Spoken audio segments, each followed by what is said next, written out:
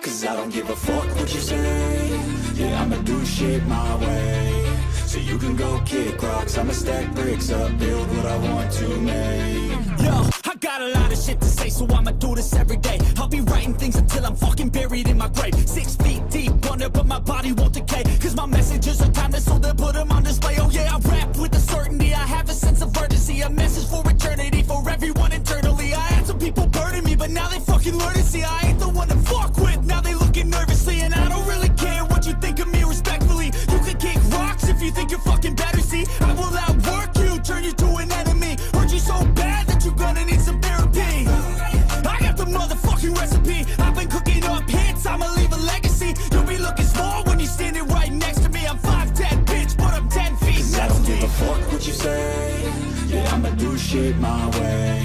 So you can go kick rocks, I'ma stack bricks up, build what I want to make. Cause I don't give a fuck what you say. Yeah, I'ma do shit my way. So you can go kick rocks, I'ma stack bricks up, build what I want to make. Yeah, I'ma do it my way.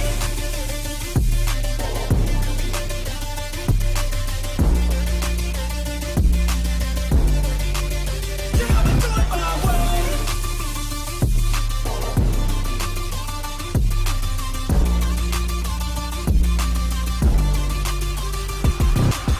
I can't contain it, I'm coming out with a statement. You really changed, man, all your music and arrangement. You don't know shit, shut your mouth, you can save it. I'm the same dude that got his come up from the basement. 100 songs, 100 weeks, didn't change it. Experiments, development, intelligence, and patience. I'll do it all again, cause I never feel complacent. Let's keep the good vibes, positivity's contagious. I'm never looking back, cause I made a life that's passionate. A college graduate suppressing all his talents, yeah. He found a way to go and change, become an advocate. For taking control of your life, go out and battle. And you think you have a dream, then act on it. Get after it, get out your head and fucking capture it. You got one life to master it.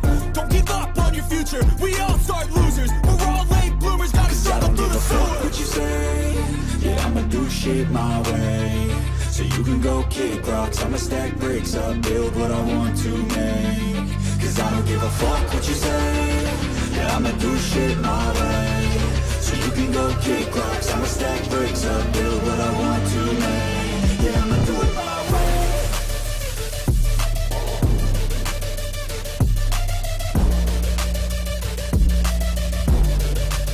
Yeah, I'ma do it my way.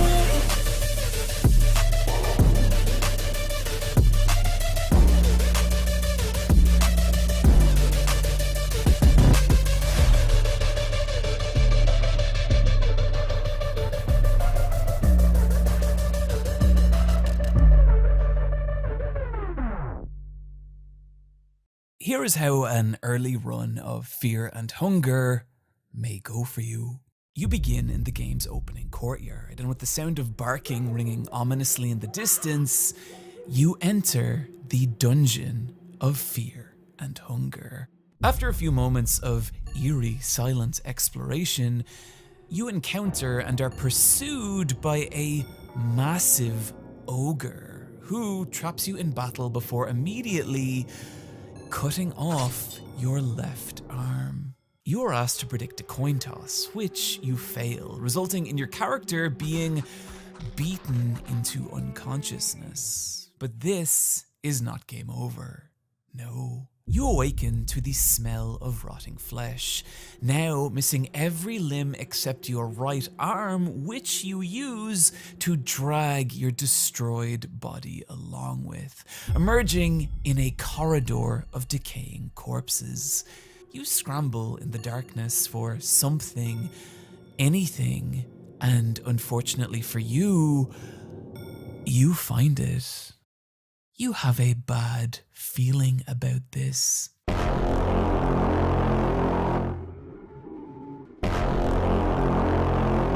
You encounter a grotesque floating head. He laughs at you, he mocks you, he begins chanting, and suddenly, he is no longer what concerns you, because out of the darkness behind him, something is approaching.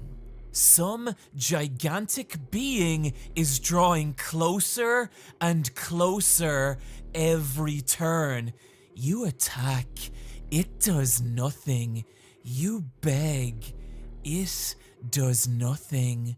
Finally, the creature looms over you. You are crushed with great pressure.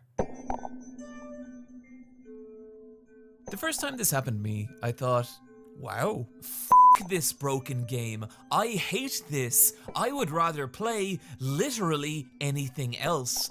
I then watched as Fear and Hunger destroyed my entire life. When I am playing newer releases, I think about this game. When I'm trying to select dinner at the supermarket, I think about this game. When my wife tries to tell me that the amount I think about this game is affecting our marriage, I think about this game.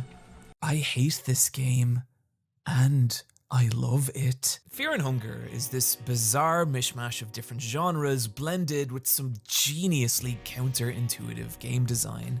But that only becomes obvious if you can push through the game's grueling opening hours, something a lot of people have not done. Fear and Hunger, releasing in 2018, where outside a small, rabid fan base localized mainly in Russia and Eastern Europe, the game went largely unnoticed for nearly half a decade, until last October when I and other content creators began to notice it.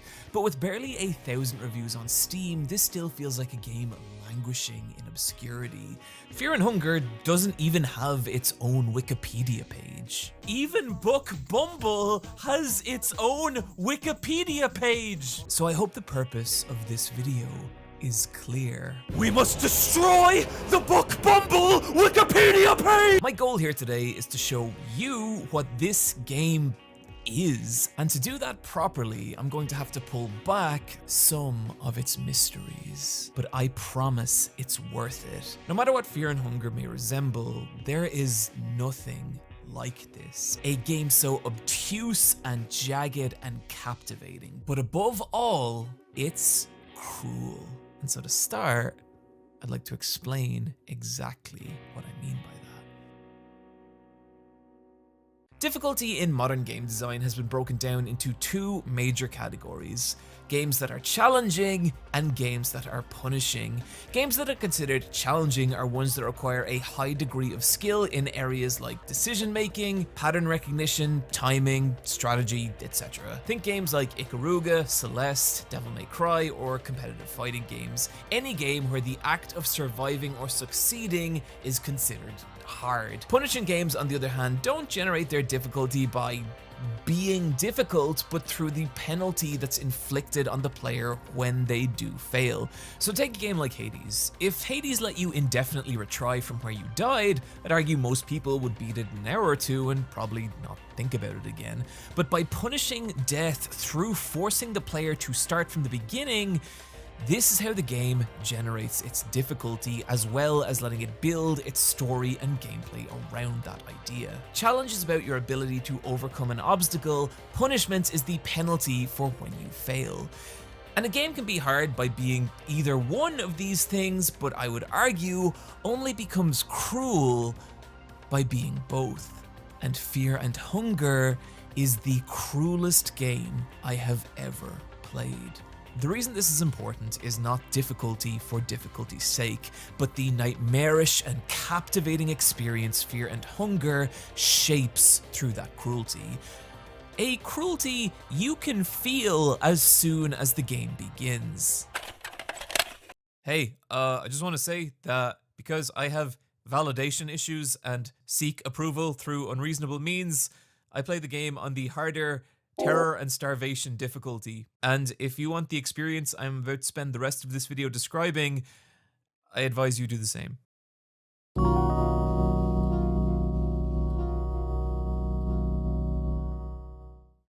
You start the game by picking one of 4 characters, your only guidance being that there is a infamous knight named Lagarde who disappeared into the dungeon of Fear and Hunger. Your goal being to locate Lagarde and escape the dungeon. Something you can actually do in under an hour.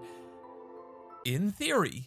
From here, the game drops you into its opening courtyard. No tutorial, no direction, just you and the dungeon's gaping abyss. What could possibly go wrong? You are immediately mauled to death by a pack of ravenous dogs. Hear that knocking sound? That is the sound that will greet you every time you die and are booted back to the game's opening menu. It is the sound of a failed run, of lost progress, and of having to start again. You will hear it a lot. Unless you're playing as anyone except Knight, who is objectively the best character in the game, the dogs are a nightmare that will shred your health in a couple of attacks and inflict multiple status effects, even initiating their own coin flip attack, which if you lose...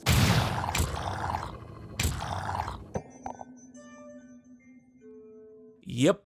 Soon, you will learn that fighting the dogs is not a reliable option. So what if instead you just escape into the castle and if you time it just right, there's this corner that the dog's AI will catch on and hey, you've done it. You've found a reliable way to survive the dogs that you can now use in every playthrough moving forward. Oh god, no! What? But how am I supposed to? No, piece of shit!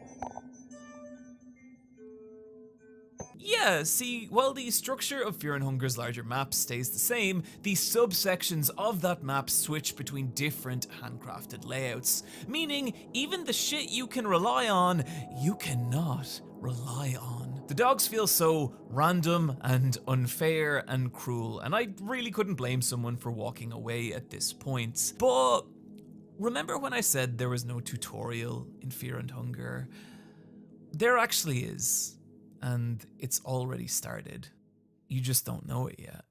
See, while the main entrance will nearly always result in a conflict with the dogs, there's actually this sneaky little side passage. And while it's nowhere near as inviting as the main gate, it leads down into a set of dark stairs that the dogs will not follow you down. And this is your reliable path forward. That is a much bigger deal than it sounds, but for now, I want to concentrate on where this stairway leads, down into a cramped basement crawling with eerie tentacled monsters. There's also this big door with a crow on it. I don't know what this is, it doesn't matter. Anyway, the octopi, whom the basement's tight corridors will force you into conflict with. However, these creatures are nowhere near as dangerous as the dogs, and because of that, this is where we can start to learn about Fear and Hunger's combat, the central mechanic of which is its limb dismemberment system. Rather than choosing to attack a single enemy in Fear and Hunger, you instead attack their specific limbs. This octopus enemy being broken into its left, right, and central tentacles, as well as its head. But the thing is, an enemy doesn't just get one turn. Each of these limbs has its own attacks, which it will use on its own individual turn. Meaning, you're not fighting one enemy, but several. This applies to every enemy in the game. Your options being to attack each of the octopus's limbs one by one, or go straight for the head and knock that fucker out. This is the correct option, unless you're playing as the Dark Priest, whose weak little arms can't even land a proper kill shot. Upon defeating your first tentacled monster, you will gain something that will change your entire perspective of Fear and Hunger. Nothing! No items, no experience, no level up. Unlike practically every other game with RPG elements, you cannot grind past a problem. You could kill every octopus in the basement and the dogs will be exactly as dangerous. And worse, the very next enemy you encounter will body you even harder than the dogs. It's frustrating. It's easy to feel like you're not making any progress, that this game doesn't make sense. But the thing is, you are, and it does. While you may not have gained any stat increases or material advantage, think about what you've actually learned. 1. There are enemies that you will not be able to overcome. 2. The most obvious path isn't always the way forward. 3. Headshots are the only reliable way to take down enemies. And 4. There is no inherent advantage in winning most battles. It might not sound like a lot, but these 4 lessons are how the game tutorializes you. They are the building blocks that will prepare you for the entire rest of the game. And now that you have them, you're ready to take on the game's first real challenge. The ogre problem. The guard, or ogre as I like to call them because calling them guards feels like referring to Godzilla as a scaly little fella, are the most common enemy in Fear and Hunger, and your ability to meaningfully progress in this game is going to depend on whether or not you can overcome them. And that might sound easier than it is. See, like the octopi, one good non-dark priest blow to the head will result in a kill shot, but unlike the octopi, you have a very low chance of actually hitting an ogre's head, a chance you can increase by taking out both its legs and causing it to fall over, but it takes 3 whole turns to do this, during which time the ogre will be free to use his cleaver to cut off your arms, which means no weapons or shields for you for the rest of the game. And if that sounds like a major disadvantage, it is. But don't worry, it's nothing a little child sacrifice can't fix. The ogre's right arm can initiate a coin flip attack, which if you lose, well, we've seen where that leads. This is the ogre problem. How do you prioritize which parts of him to attack without losing the majority of your health or limbs in the process? It's questions like that that the challenge of Fear and Hunger's combat comes from. And if you think that sounds difficult, oh buddy, oh my sweet little friend. So, how do you deal with ogres? Well, I like to do it like this.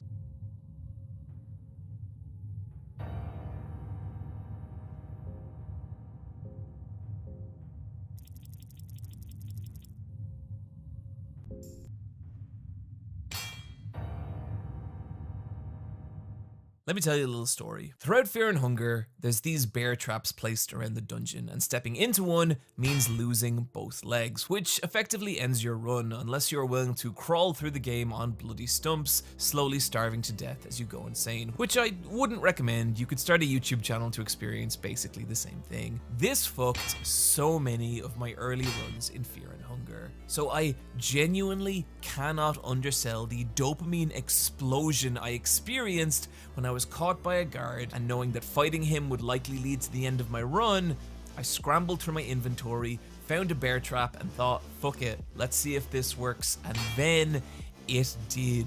The guard, now starting the battle with 2 damaged legs, meaning his head was vulnerable from the first turn. For this single moment, I felt like the smartest man on the planet. And it was amazing not only because the game's difficulty had forced me to think creatively under pressure, but because it led to a broader realization about Fear and Hunger. This game is not an RPG.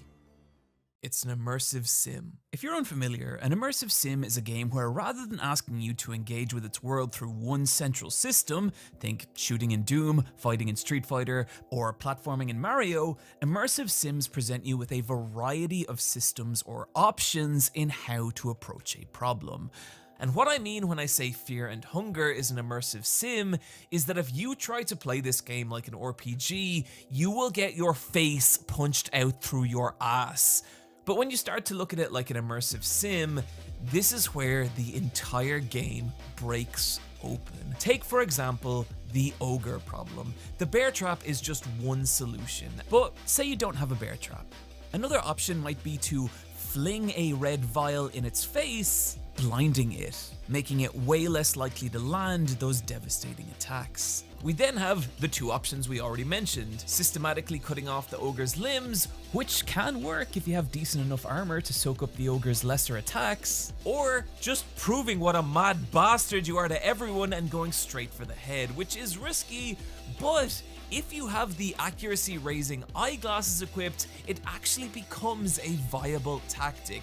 Or maybe you don't do any of these things. Maybe you find an assassin's handbook, learn how to make guard skins, meaning that you can disguise yourself from the ogres, letting you just slip by, trivializing an entire part of the game we've just spent 3 paragraphs talking about.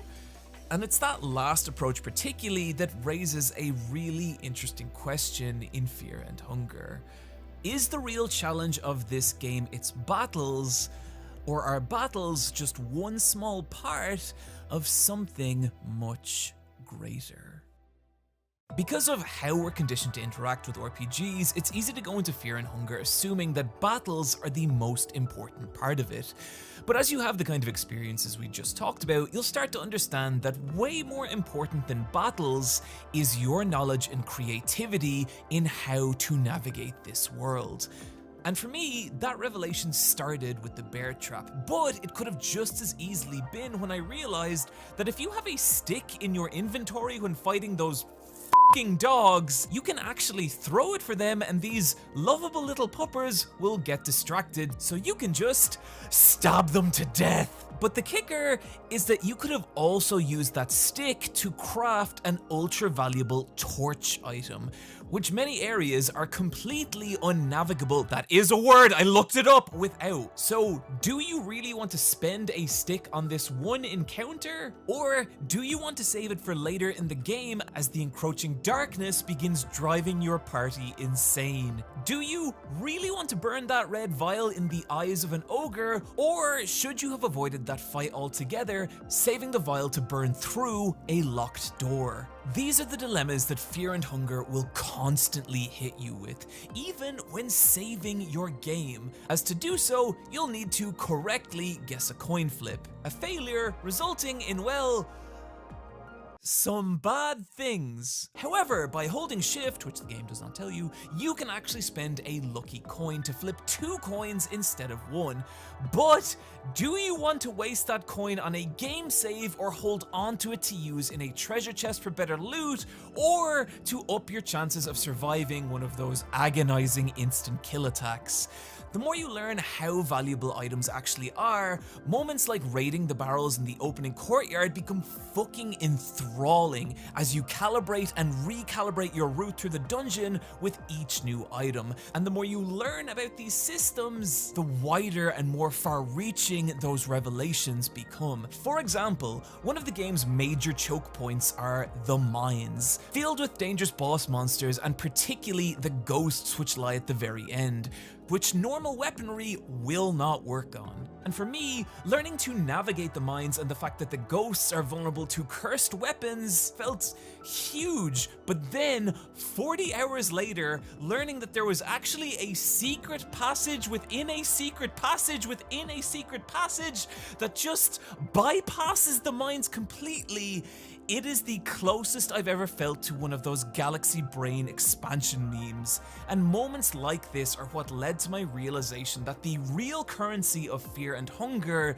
is not stats or items or money, but knowledge, your understanding of what this world is and how to move through it. This renders an earlier statement of this video that of a foolish child. If you're playing as anyone except Knight, who is objectively the best class in the game, Knight is good. The combination of her armor granting her the highest starting defense, as well as her speccable ability Fast Attack, which once activated lets her make 2 actions per turn, means she can both soak up the damaging mistakes beginner players will make, as well as giving those players an extra turn to experiment and learn, which makes her a really solid starting option and objectively the best character in the game in combat. However, think of everything we've just talked about and how every advantage of Knight is linked exclusively to battles. In terms of navigating Fear and Hunger's world and interacting with it as an immersive sim, Knight has no advantages at all. Now, Compare that to Mercenary, a character who, stats-wise, is far weaker than Knight. However, not only can his lock-picking ability allow him to bypass any lock in the game, saving those red vials for flinging in the eyes of people who disagree with you about anime, but he can also be spec'd with the ability Escape Plan, giving him a much higher likelihood of successfully escaping battles, as well as the ability Dash, which lets him move at double speed. In any other RPG, the combination of these two abilities would be a convenience, but in Fear and Hunger, they are game-changing, as you will now be able to outrun most enemies and escape easily even in the off chance they catch you, trivializing both the opening dogs as well as the 30-minute time limit you have if you want to reach Lagarde alive. Meaning, if you know what you're doing, you can hit credits on this game without engaging in a single battle. So then, Knight is the best character, asterisk, in combat, second asterisk, at the beginning of the game, because you see, the Outlander, who can also be spec'd with Dash, has the highest base attack, letting him hit like a goddamn meteorite, as well as occasionally breaking locked doors, saving on those ultra valuable small keys. But can also be spec'd with the skill Devour, which lets him eat defeated foes, practically eliminating his hunger mechanic from Fear and Hunger. And while his starting defense is low, equipping him with the superior armor you're likely to find over the course of the game will eventually make him just as durable as Knight, as well as a late game item that will let him move twice per turn, meaning if you can struggle through a particularly brutal early game, you'll be left with a character with all the advantages of Knight, but who can move at double speed, hit harder, and with much easier hunger management. And if you think that's crazy, well, let's talk about the Dark Priest, who still sucks. Lowest attack, lowest defense, his little body too frail to hold any decent weapons or armor, his necromancy spell doesn't even do anything. I genuinely do not understand what kind of loser picks the Dark Priest. Like, what is so empty about your life that this is the character you go with? What all this means is that making a successful run in Fear and Hunger means synthesizing together your knowledge of its monsters and how to overcome them, its map and how to navigate it, the strengths and weaknesses of your character, as well as your understanding of the game's items and creativity in how to use them. But the maddening twist with that last one is that 99% of items in Fear and Hunger are randomized. You don't even know what items you're going to pull from a specific barrel or crate, meaning you don't even know what tool set you're going to be approaching these obstacles with, or what resources you're going to be able to fall back on. And that's a problem, because the longer a run in Fear and Hunger lasts, the more difficult the mere act of just keeping your party alive and sane becomes. Each character has both a hunger and mind gauge that will constantly drain over time, and letting either drop below 50% can have disastrous effects on your run, as characters suffer mental breakdowns and usually winnable battles become party-wiping massacres. A full party meaning you have 8 different gauges that will be constantly draining your supply of food and sedatives, and that's alongside the healing items you'll need to recover from the inevitable damage you will take, as well as the constant supply of torches you'll need to maintain. Failure to do so in the wrong area, meaning you'll be left scrambling in the pitch black darkness, no idea where to go or what to do as you leak sanity. And again, you could just start a YouTube channel to experience the exact same thing. This is all on top of the 30-minute time limit you have to reach Lagarde, as well as the multitude of different status effects that you'll need specific items to cure. And what this all means is that each new step down into the dungeon of Fear and Hunger becomes this anxiety-inducing nightmare that made me realize something. Fear and Hunger is not just an immersive sim. It's also a survival horror. The way survival horror games, horror You is through 2 steps. The first is the steady chokehold they place on your resources, creating this ever-looming threat that you will encounter something that you do not have the health, bullets, or sanity to overcome.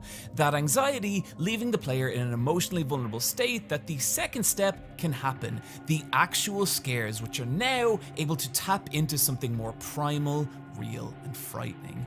Fear and Hunger achieves that first part through its nerve-shredding resource management, but what I was not expecting is how disturbingly it handles the second.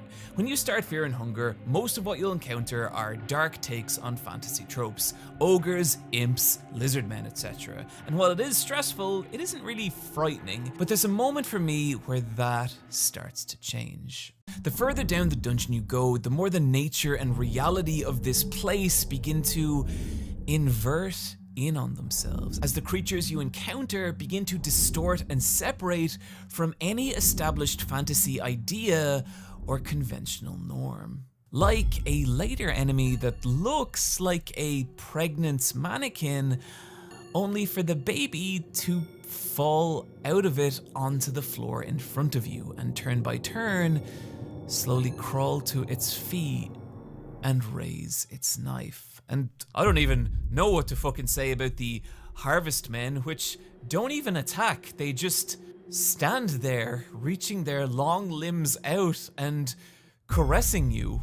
Hey, late video edit here. That's not all they do. Do not fight the harvest men. I repeat, do not fight the harvest men. Also, I'm not even gonna talk about what's in this hut, but it's bad, so enjoy. That survival horror combination, the anxiety-inducing resource scarcity followed by the genuinely horrifying things you encounter, it creates a kind of emotional pressure that pushes on you more and more with each new step you take. And where the game elevates that pressure into straight up dread is with some fucking amazing atmosphere through sound design.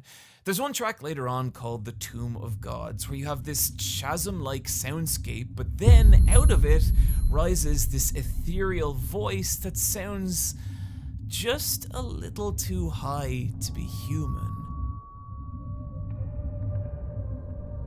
Accented by these sinister, clinging bells, mixed in a way that makes it sound like around the next corner might just be waiting some ancient, terrifying ritual just beyond what you can see. Maybe my favorite way the game creates dread through its sound, however, is the track City of Ancients. In it, you can hear a familiar noise. It's that knocking sound we've come to associate with the beginning of the game.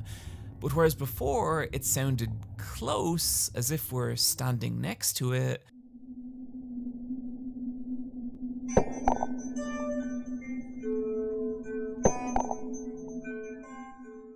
now it sounds distant.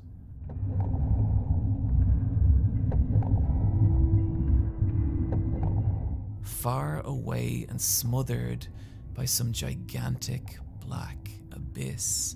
And it's such a subtle but incredible way for the game to whisper to you that the place you started is now very far away, and the place you are is unfathomably deeper and darker, and what awaits below is only further horror. This all combines to make Fear and Hunger a goddamn masterclass in anxiety and dread. But there is one part of this game where that dread spirals into flat out terror. It is 2 a.m. I am sitting alone on me and my wife's queen-sized bed, playing Fear and Hunger on my Steam Deck. I'm exploring an area I'd been through half a dozen times, when suddenly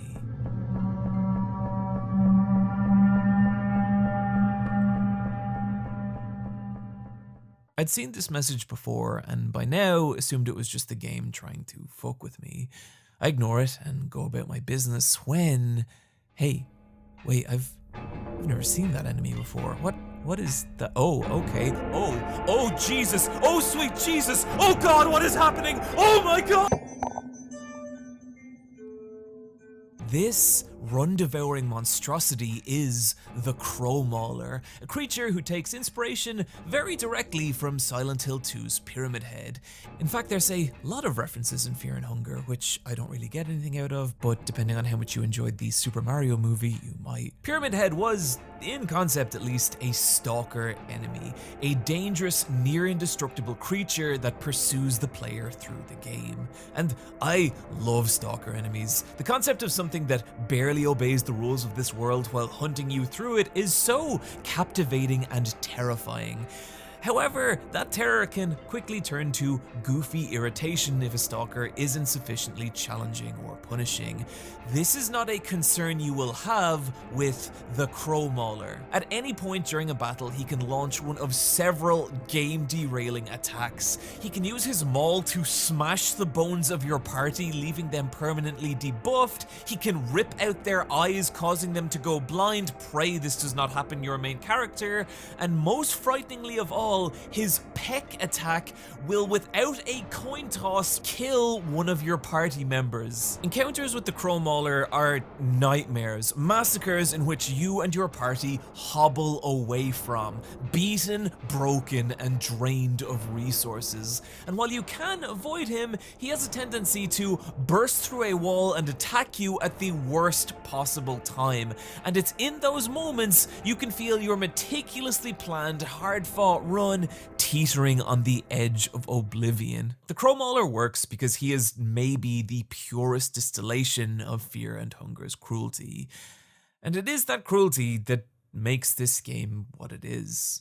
There's even multiple points where the game will just kill you outright for selecting the wrong option, like asking you, do you want to climb down a toilet? And if you do, you don't even get a game over, you're just trapped there forever. The lesson being, don't do that, stupid. And in any other game, this would just feel cheap. But in Fear and Hunger, it's just part of the cruel core that is this game. Death is always a lesson. And when I started, this all felt so random and pointless and unfair, but the more I played the game, the more I'd hit these points and find myself going back over the choices that had led me there, picking apart what I could have done different, learning from it, and then excited to reapply that knowledge in my next run. That loop is maddeningly addictive. Learning how to engage with Fear and Hunger's world in the way that it's asking you to, that is the true challenge of this game, and it is fucking enthralling. Recently, I started to learn piano, and as I've mentioned before, I get up several mornings a week and cycle through the freezing Dublin air where I learn to pretend murder people in jiu-jitsu. And those are both very technical activities that you slowly get better at by making mistakes. And Fear and Hunger, it fires my brain in that same way. And combined with the game's atmosphere, its mystique, its feeling of discovering just a little piece more of this nightmare with each run, it makes for a horrifying and captivating experience that I think you should play. But unfortunately, that is a recommendation I'm going to have to temper with some criticisms. Technically, Fear and Hunger is kind of a mess. There's several areas that drag my frame rate into single digits, and 1 or 2 points where my game would consistently freeze, killing my run. If you don't understand what Fear and Hunger is, it's easy to believe that the game is unfair and random, but these crashes show what actual random unfairness looks like, and it fucking sucks.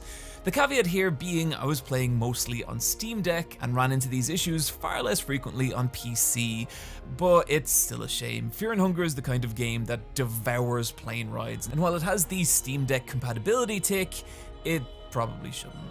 I can let this go because Fear and Hunger is made by mostly one person, which is a fucking achievement, but my 2 other issues are less excusable.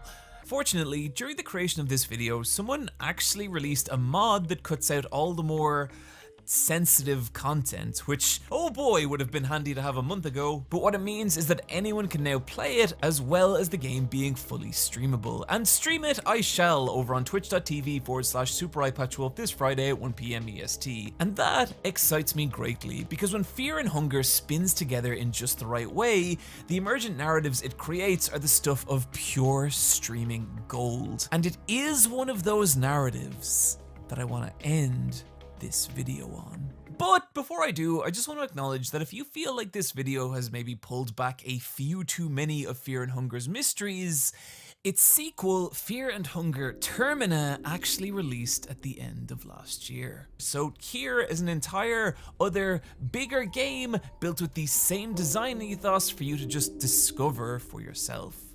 Now, here is my journey through Fear and Hunger. Against my better judgment, and because I've never really gotten over Casca, I started with the knight, taking advantage of her strong early game, rolling good enough items that let me save the mercenary from the prison as well as the weird dog from the cave, recruiting both and battling my way through the game's lower floors. And as I did, something started to dawn on me. I knew which fights to take, I knew which to avoid. Every death, every lesson from previous runs was now materializing in this meticulously laid out plan that was now spinning together into a combination of good fortune and execution that honestly was mildly euphoric, as I started to feel like, oh my god, I'm actually doing it.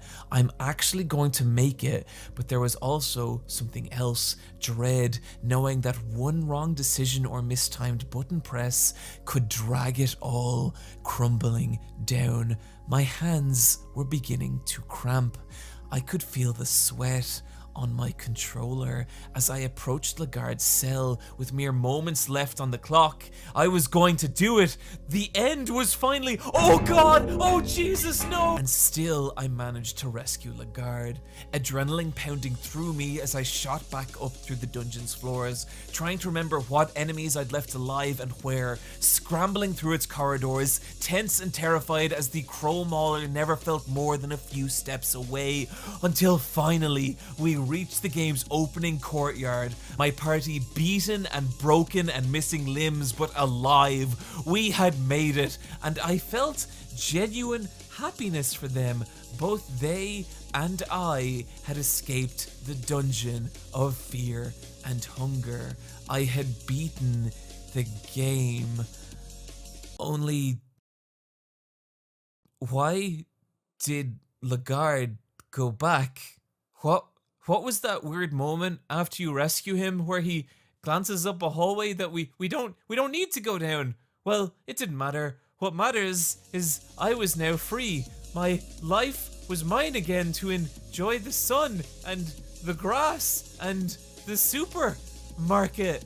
Maybe if I cook a delicious enough meal, my wife will come back. No, I don't want to go back. No. I began a new playthrough of Fear and Hunger.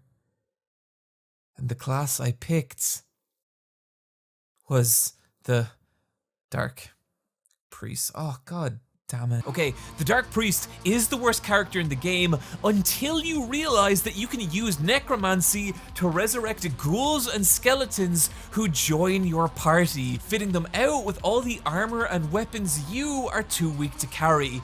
But the real brain explosion moment came when I entered an altar and was given the unusual option to show love to my zombie servant. They started to liquefy, merging, ceasing to be two separate beings but becoming one.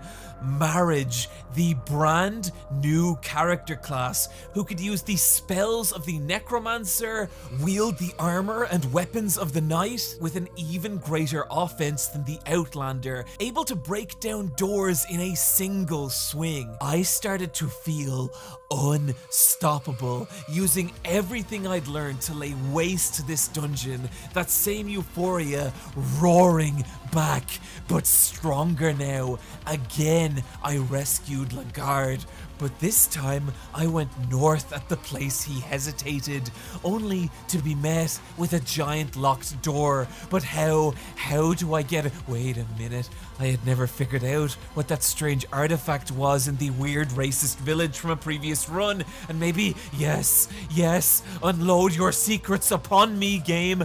And here I would come to learn something terrifying. This was Fear and Hunger's halfway point.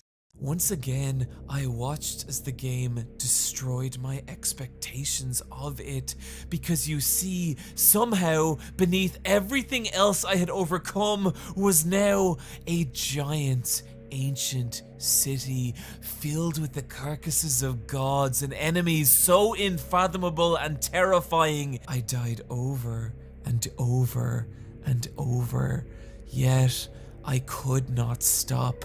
Over and over, I hurled myself against this place, but it was never enough. My party was not strong enough. I became obsessed, crawling through my memories of this game, desperate for something, anything, and that's when I remembered that door in the basement at the beginning of the game. What had it said?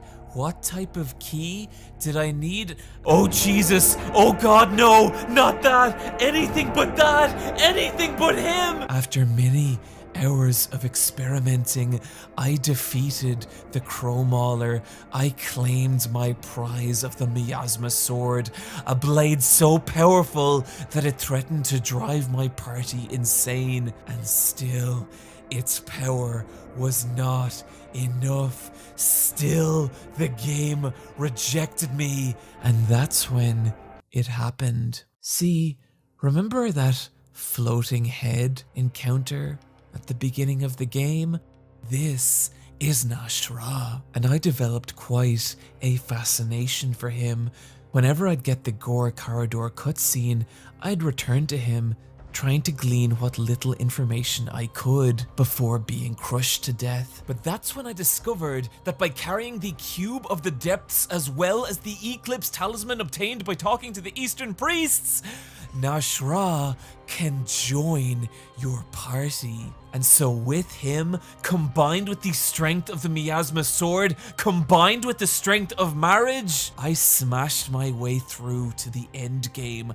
I lay siege to the ancient city, decapitating its gods, emptying it of its secrets, until I stood before the throne of Ascension, facing its final god in one last terrible battle where all my party members were killed, and me, without healing items and only 2 HP remaining, I struck the final blow. I sat upon the throne of Ascension. I had done it! I had beaten fear and the game was not over. I was transported to some ancient, primordial, and terrifying place, haunted by things beyond human experience. I stumbled blindly and in fear. Once again, the game reduced me to a small, terrified coward. This playthrough had lasted nearly 3 hours.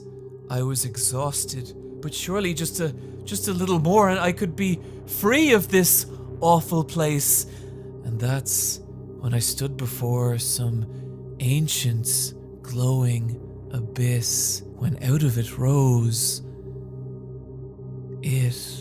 some impossible eldritch being, older than time, older than space, more powerful than both. And I knew this was it.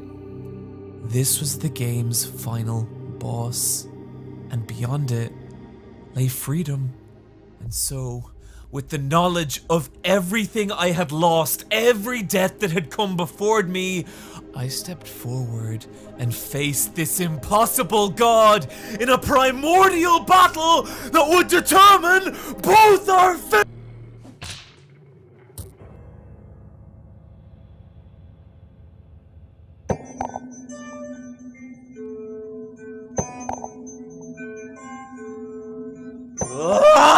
So, why put yourself through this? Why put yourself through the misery and pain and agony of this game? Well, I feel like the easy answer here would be to say it's the satisfaction of overcoming something difficult. But honestly, I think it's more than that. When I first started playing Fear and Hunger, it didn't just feel hard, it felt like chaos. Death felt immediate and random and unfair. But after spending dozens of hours with this game, well, honestly, it still kind of feels that way. The feeling I have isn't mastery, but something else. Survival. The feeling of adapting, of taking this game's bullshit, of every unfair and cruel thing it will do to you, and enduring. Of looking at your situation, your resources, your actual options, and using them to carve a path forward. And if it doesn't work, well, you learn what you can and you do better next time. Because that's kind of how fucking life is, right? One day you're fine and the next you're not. You get hurt. You lose something. Your wife leaves you or someone you love gets cancer. There's no reason to it.